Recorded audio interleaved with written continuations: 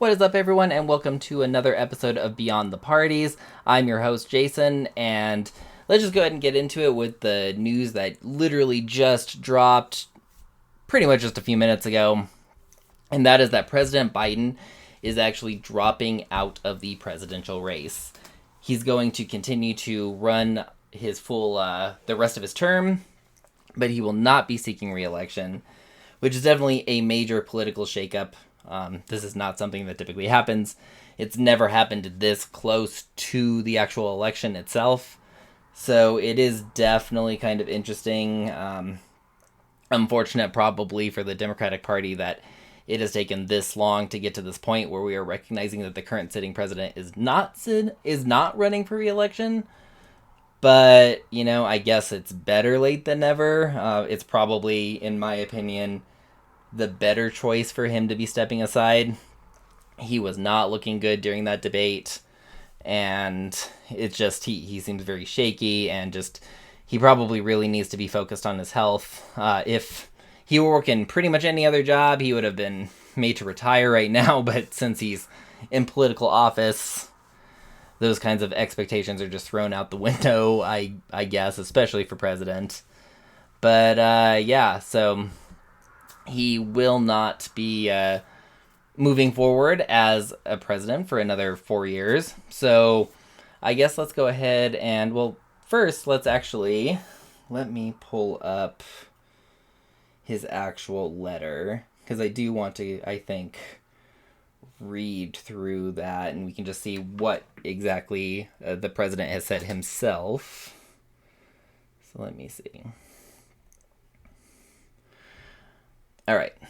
So he says, "My fellow Americans, over the past 3.5 years, we have made great progress as a nation. Today, America has the strongest economy in the world. We've made historic investments in rebuilding our nation, in lowering prescription drug costs for seniors, and in expanding affordable health care to a record number of Americans. We provided critically needed care to 1 million veterans exposed to toxic substances, passed the first gun safety law in 30 years, appointed the first African American woman to the Supreme Court, and passed the most significant climate change legislation in the history of the world. America has never been better positioned to lead than we are today. I know none of this could have been done without you, the American people. Together we overcame a once-in-a-century pandemic and the worst economic crisis since the Great Depression. We've protected and preserved our democracy, and we've revitalized and strengthened our allies around the world. It has been the greatest honor of my life to serve you as president, and while it has been my intention to seek re-election, I believe it is in the best interest of my party and the country for me to stand down and to focus solely on fulfilling my duties as president for the remainder of my term. I will speak to the nation later this week in more detail about my decision. For now, let me express my deepest gratitude to all those who have worked so hard to see me reelected. I want to thank Vice President Kamala Harris for being an extraordinary partner in all this work. And let me express my heartfelt appreciation to the American people for the faith and trust you have placed in me. I believe today what I always have, that there is nothing America can't do when we do it together. We just have to remember we are the United States of America."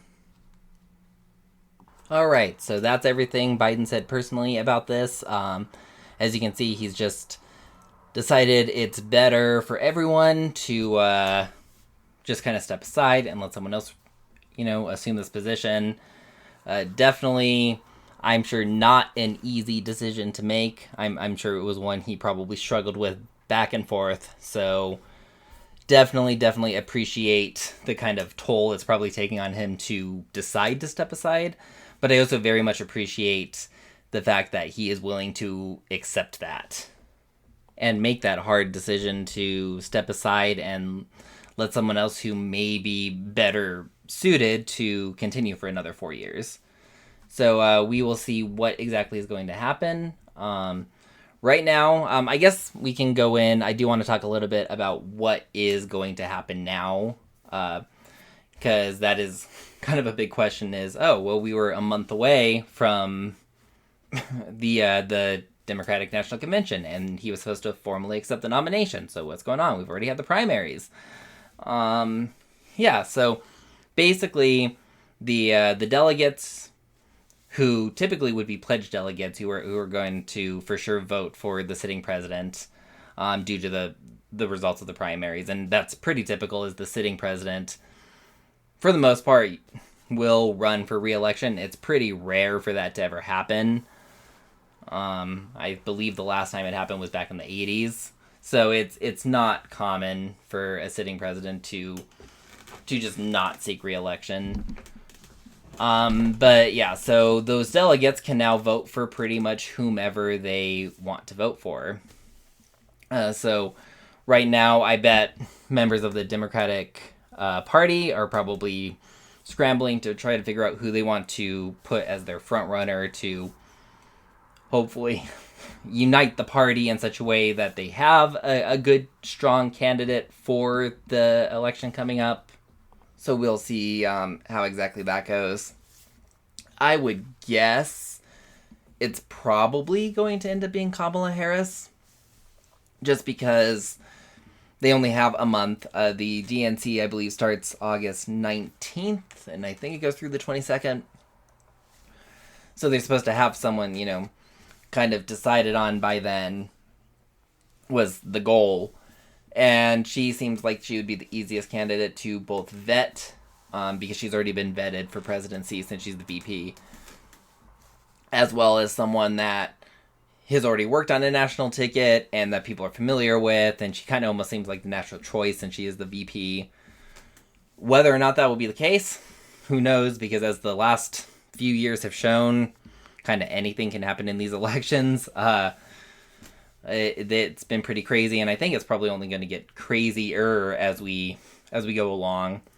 So yeah, absolutely just kind of insane, but we will see how this goes. But Kamala Harris would be who I'm guessing they'll probably pick, just because she seems like she'd be the easiest and safest bet to build a strong campaign going against Trump, just because there isn't a lot of time. But yeah, speaking of Trump, obviously everyone who's listening to this is probably aware of the assassination attempt against him, which is an absolute horrible, horrible thing. And it's really sad that we're to the point where people are utilizing violence to try to decide the outcome of this election. The entire point of this country is supposed to be the people's voice being heard. And we need to make our voice heard through our votes and not through violence, not through trying to kill a candidate that we don't like. It doesn't matter how much you dislike Trump or Biden, that is never okay. And I wanted to address this, A, because that's just a horrible, horrible thing to have had happen, and hopefully that's the only act of violence that we're going to see. I'm really afraid that it probably won't be, but I'm going to keep my fingers crossed that we're not going to see any more major acts of violence moving forward. But only time will tell. But the other thing is just kind of seeing the rhetoric going on between both parties and, well, people who belong to both the major parties and the way they're kind of reacting to this in regards to each other. And what I mean by that is I'm seeing a lot of posts and things on social media like Facebook and Twitter or X or whatever it's called, and just like posts that are talking about this, and I'm seeing comments and posts that are saying things like you'll see posts that are coming from people who I would presume are Republicans talking about how, oh, well, yeah, they knew it was only a matter of time before the liberals decided to just shoot Trump. And, oh, yeah, well, you can obviously tell that the liberals were conducting this giant plot to assassinate Trump. And then you see liberals who are kind of on the flip side. And I've seen comments relating to, oh, yeah, well, I don't condone trying to shoot him, but I'm kind of sorry that he missed. And comments that are like, oh, well, hopefully next time they'll actually hit him. And just just kind of vile things like that. And it just shows how much of this rhetoric is going on that is just based around hate. It's not about, some sort of civilized country where we're selecting our leaders and trying to work for a better tomorrow for everybody. It's hatred for the other person to the point where you think that the other side is is made up of such horrible people who are so purely evil that they're just conducting these giant plots to murder the people that you're trying to put in power because you believe that they will save this country. And that's just not the case at all. And it's kind of atrocious to see people celebrating an assassination attempt or people condemning an entire group just for the actions of one person. Like, it makes no sense, and it makes the discussion around politics that much harder. Everybody, I think, is pretty familiar with the fact that everyone gets kind of stressed out when talking about politics. You don't want to talk about it at the family dinner. You try to avoid talking about it with your friends or, whatever, because if you do, you risk straining your relationship.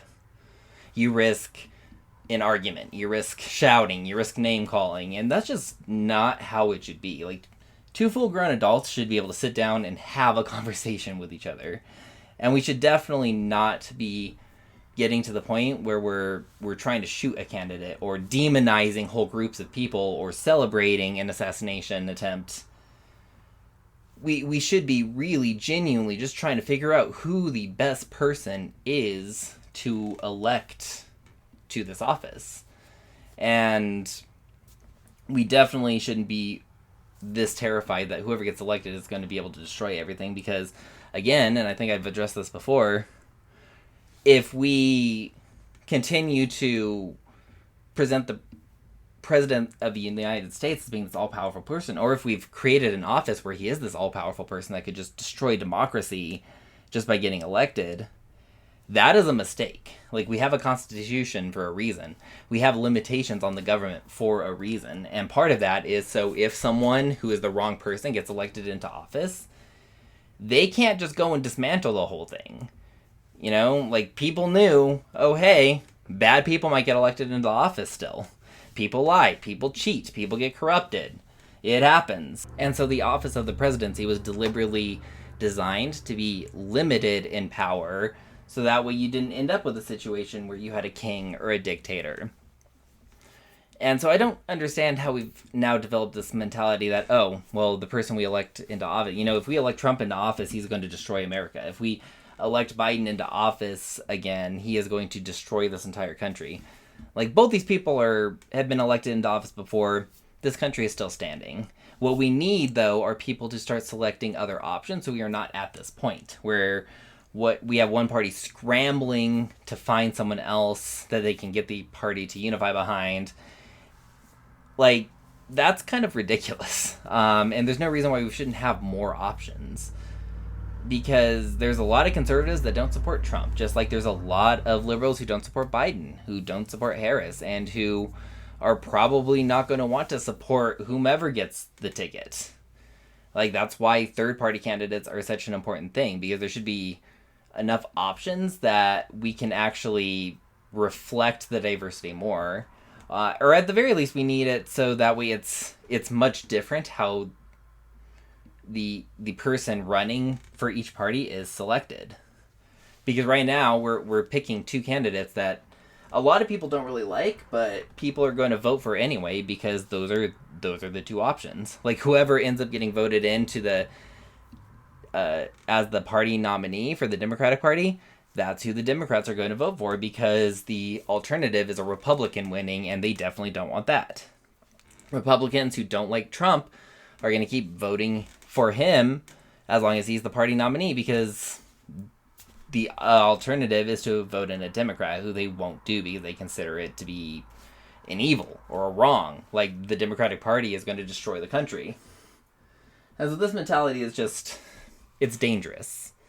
And it's time for us to start moving beyond this rhetoric and to sit down and to start working on how to fix the system and to create a system where we allow for better choices, for more choices, for better participation in the democratic system, and to get people elected into office who actually care about the system and who aren't essentially pieces that are being played in this giant chess match between the two major political parties. So yeah, I just kind of wanted to briefly touch on this. Next big news update, I will probably be here talking about that a little bit as well and my opinions. Definitely like and subscribe if you haven't already, and if you kind of like my take on things and just kind of this idea of discussing politics outside of the two-party system. And yeah, it'll be interesting to see what is going on for the next few months as we head into the election.